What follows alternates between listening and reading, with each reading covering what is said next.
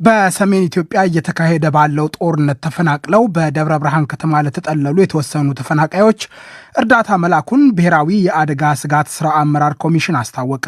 በኮሚሽኑ መረጃ መሰረት በአማራ ክልል ሰሜን ሸዋ ዞን በምትገኘው የደብረ ብርሃን ከተማ ከ218 ሺህ በላይ ተፈናቃዮች ይገኛሉ። መሳይ ተክሉ ተጨማሪ ዘገባ አለው። የብሔራዊ አደጋ ስጋት ስራ አመራር ኮሚሽን የህዝብ ግንኙነት ዳይሬክተር አቶ ደበበ ዘውዴ ለዶይቼ ቬለ በስልክ በሰጡት መረጃ በሰሜን ሀገሪቱ ያለውን ጦርነት በመሸሽ በደብረ ብርሃን ከ200 ሺህ በላይ ከቀያቸው የተፈናቀሉ ሰዎች መኖራቸውን ገልጠዋል።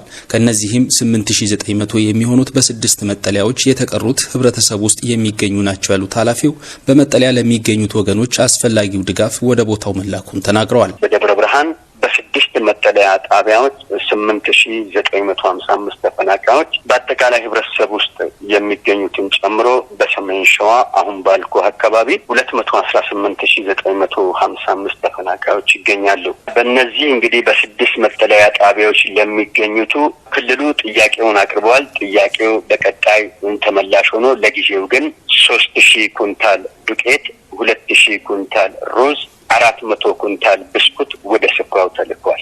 አሁን ያለው ወቅታዊ ሁኔታ እንዳለ ሆኖ ተጨማሪ እንኳን ቢኖሩ ለነዚህ ድጋፉ የሚቀጥል መሆኑን ነው ልገልጽ ለምፈልገው። ተፈናቃይ ወገኖችን ለመርዳት መንግስትና ለጋሽ አካላት እያደረጉ ካለው ጥረት በተጨማሪ በሀገሪቱ የተለያዩ አካባቢዎች የሚገኙ አካላት ድጋፍ አሰባስበው እየላኩ ነው ያሉት አቶ ደበበ ይህም በተቀናጀ መልኩ ለተጎጂዎች እንዲደርስ የማስተባበር ስራ እየተሰራ መሆኑን ጠቅሰዋል። አሁን በተለያዩ አካባቢዎች ያው ከህብረተሰቡ መንግስታዊ አካላትም እየተሰባሰቡ የሚሰጡት ድጋፍ አለ።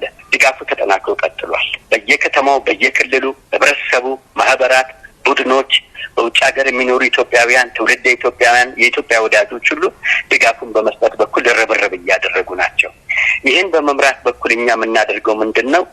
የአስቸኳይ ጊዜ ምላሽ ማስተባበሪያ ማዕከላትንና የኢንሲደንስ ኮማንድ ፖስቱን በመጠቀም ነው እየላክን ያለነው። ይሄን በማስተባበር በኩል ማን ምን ይፈልጋል፣ የት ቦታ ምን አለ የሚሉትን ነገሮች መረጃን መሰረት በማድረግ የሚፈለገው ድጋፍ ደግሞ ለተገቢው ወገን እንዲደርስ በማድረግ በኩል እንዲተቀናጀ ስራ እየሰራን መሆኑን እገልጽልሃለሁ። በተለያዩ አደጋዎች ሳቢያ በየጊዜው የሚፈናቀሉ ዜጎች እየተበራከቱ ባሉበት በዚህ ጊዜ መንግስት ድጋፉን ለማድረግ ከውጭ ከገዛው የ400 ሺህ ሜትሪክ ቶን ስንዴ ከግማሽ በላይ የሚሆነው ወደ ሀገር ውስጥ ገብቷል ያሉት ኃላፊው ተጨማሪ 300 ሺህ ሜትሪክ ቶን ግዥ በመካሄድ ላይ መሆኑን አስረድተዋል። የኢትዮጵያ መንግስት እንግዲህ ከውጭ የስንዴ ግዢ ተፈጽሟል። 400 ሺህ ሜትሪክ ቶን። ይሄ 400 ሺህ ሜትሪክ ቶን በአሁን ሰዓት ከ200 ሺህ በላዩ ገብቷል።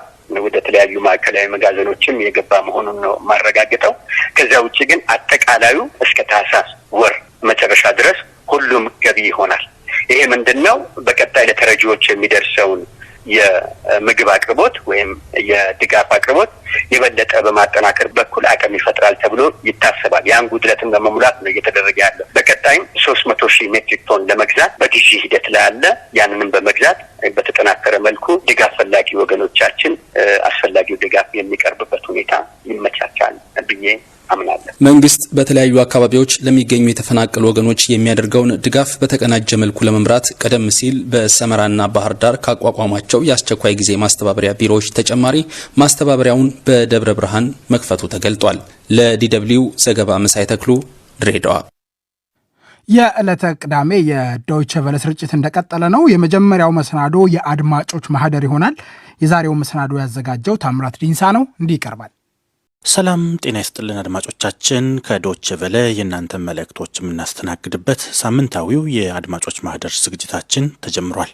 በደብዳቤ ፌስቡክና የቴሌግራም አድራሻዎቻችን የላካችኋቸው መልእክቶች ተሰናድተዋል። መልካም ቆይታ እንዲሆንላችሁ እንመኛለን። የዛሬውን መሰናዶ የዘወትር ተሳታፊያችን መቶ አለቃ ውቤ ታሪኩ ከሐረር ግራ የተጋባት ዓለም በሚል ርዕስ በላኩልን መልእክት ነው የምንጀምረው። እንዲህ ይላል። ግራ የተጋባት ዓለም። ዕውቁ የሀገራችን ድምፃዊ መሐሙድ አህመድ ዓለም ዓለም ምን ይልሻል፣ ሰው ሁሉ ታዝቦሻል ሲል ዓለምን በትዝብት ገልጧታል። መሐሙድ ይህን ይበል እንጂ እኔ ግን ዓለምን የምገልጽበት አንደበት የለኝም።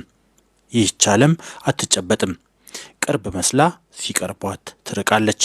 እንዲያው በደፈናው ዓለም የቲያትር መድረክ ናት። አንዱ ሲተውን ሌላው የሚያጨበጭብባት። የደላው በሳቅ ሲፍነከነክባት፣ የከፋው ደም እንባ የሚራጭባት፣ ያዘነ የተከፋ የእርግማን መዓት የሚያዘንብባት እና ብዙ ነው። ዓለም የትዕይንቶች መድረክ ናት። በእኛ ሀገርማ ከባድ ነው። ቀዳማዊ ኃይለ ሥላሴን በበቃኝ አሰናብታ ኮሎኔል መንግስቱ ኃይለማርያምን ከሰገነቷ አስቀመጠቻቸው። መንግስቱን በቃኝ ብላ ገፍታ ለስደት ዳረገቻቸው። በእርሳቸው መንበር ላይ በጎጥ ዙሪያ የሚያጠነጥኑትን አቶ መለስ ዜናዊን ከፍ አድርጋ ሾመቻቸው። እስከ ዛሬ በኢትዮጵያ ከተፈራረቁ ገዢዎች በህዝብ የተጠላ መሪ እንደ መለስ ዜናዊ የለም። እሳቸውን ዓለም በቃ ብላ ከህዝብ ትከሻ አወረደቻቸው። በእግራቸው የእርሳቸው ደቀ መዝሙር የነበሩትን ዓለም ከትቢያ አንስታ በዙፋን ላይ አፈናጠጠቻቸው፣ አቶ ኃይለማርያም ደሳለኝን። እርሳቸውም በስልጣን ዘመናቸው የመለስ ዜናዊ ሌጋሲ እንደ ዳዊት ሲደግሙ ኖረው በስርዓታቸው በተነሳባቸው የህዝብ ተቃውሞ በበቃኝ ከመንበራቸው ተሰናበቱ። መጋቢት 24 ቀን 2010 ዓ.ም ሌላ ክስተት፣ ሌላ አዲስ ሰው ይዞ ብቅ አለ። ዶክተር አብይ አህመድ አሊን። እኚህ ሰው ከአንገት ይሁን ካንጀት እሱን አንድ ያወቀው ስለ ኢትዮጵያዊነት ሰበኩ። ህዝብ አደባባይ ግልብጥ ብሎ ወጣ፣ ጨፈረ። ውሎ ሳያድር ጭፈራው ወደ ለቅሶ ተቀየረ። ለሚያለቅሰው ህዝብ አለውልህ ብሎ ከአመፀኛ ዘራፊ ወንበዴ የሚያስጥል የሚገላግለው አላገኝም። ብቻ ጠዋት ማታ ይህን ያህል ህዝብ ተገደለ፣ ተፈናቀለ፣ የዕለት ተዕለት ወሬ ሆነ። ሁላችንም በየቤታችን አድፍጠን የነገን ተረኛ መጠበቅ እጣ ፈንታችን ሆነ። ደፍሮ ለምን ሆነ ብሎ የሚጠይቅ አንድም ሰው ጠፋ። ሁሉም ወኔ ከዳው። ሞት በኢትዮጵያ ላይ አስደንጋጭ መሆኑ ቀርቶ ተራ ነገር ሆነ። ዛሬም በምድረ ኢትዮጵያ ሞት ግድያው ቀጥሏል። ዓለም እንዲህ ናት። አንዱ ሲወለድ አንዱ ይሞታል። አንዱ በሀብት በስልጣን ሲንበሸበሽ፣ አንዱ ምንም ያጣ የነጣ መናጢ ድሃ ይሆናል። አንዱ በጤና ሲታደል፣ አንዱን ቆሞ እንኳን እንዳያራመድ ትጎልተዋለች። እና ግራ የተጋባት ዓለም ግራ እንደገባች ይኸዋለች። ፈጣሪ ግራ ከመጋባት ይሰውረን እያልኩ ልሰናበታችሁ። መቶ አለቃ ውቤ ታሪኩ ከሐረር። የዘወትር ተሳታፊያችን መቶ አለቃ ውቤ ታሪኩን እናመሰግናለን። ኢትዮጵያን ማዕቀብ ምንም አያደርጋትም። ማዕቀብ ለአፍሪካ መሪዎች ከማገልገል ባለፈ እድሉን ተጠቅመው ስልጣናቸውን የሚያጠናክሩበት ሎተሪ ነው። ሌላ መንገድ ቢፈለግ ይሻላል ብለዋል። ናኦል ቤክንን እናመሰግናለን። ሄለን ፍቅር የተባሉ አድማጫችን ደግሞ ከቤኒሻንጉል ጉሙዝ በላኩልን መልእክት ሰላም ናችሁ ወይ? ስለ መተከልና ቤኒሻንጉል አካባቢ መረጃ ልሰጣችሁ እችላለሁ ብለውናል። እኛም አድማጫችን እንኳን ደህና መጡ። ማንኛውንም ትክክለኛ መረጃ በመልእክት መላኪያ አድራሻዎቻችን በቴሌግራም አሊያም በፌስቡክ በኩል ሊልኩልን ይችላሉ። ደብዳቤ መጻፍ የሚችሉ ከሆነ ደግሞ በደብዳቤ መጻፊያ አድራሻችን በኩል ቢልኩልን ይደርሰናል። ተሳትፎ ግን በዚሁ ይቀጥል ብለናል። የአብስራ ይበልጣል ደግሞ ቡሌ ሆራ ከተማ ባጃጅ ከቆመ 8 ቀኑ ነው። ባጃጅ አሽከርካሪዎች ለረሃብና ችግር እየተጋለጥን ነው። የሚመለከተውን አካል እስኪ ጠይቁልን ብለውናል። እኛም አድማጫችን በላኩልን መልእክት መሰረት ወደ ቡሌ ሆራ በተደጋጋሚ ለመደወል ያደረግነው ጥረት አልተሳካልንም፣ ስልክ ባለመስራቱ ማለት ነው። ነገር ግን የሚመለከታቸው አካላት መልእክቱን እንደሰሙ ለተፈጠረው ችግር አፋጣኝ ምላሽ ይሰጣሉ ብለን ተስፋ እናደርጋለን። አድማጫችንን እናመሰግናለን። ፖኬባ የተባሉ ሌላው አድማጫችን ደግሞ የተከበራችሁ ዶቼ ቬለዎች በኮንሶ ዞን ሰገን ዙሪያ ወረዳ ህዝብ ላይ ጥቅምት 23 ቀን 2014 ዓ.ም ጀምሮ በጉማይዴ ልዩ ወረዳ ናፋቂ የሽብር ቡድን ጦርነት ተከፍቶ በዛሬ ማለትም በመልእክቱ በተላከበት ቀን ማለት ነው ጥቅምት 28 ቀን 2014 ዓ.ም ቤቶችና ባህላዊ የመሰብሰቢያ አዳራሾች ጋይተዋል።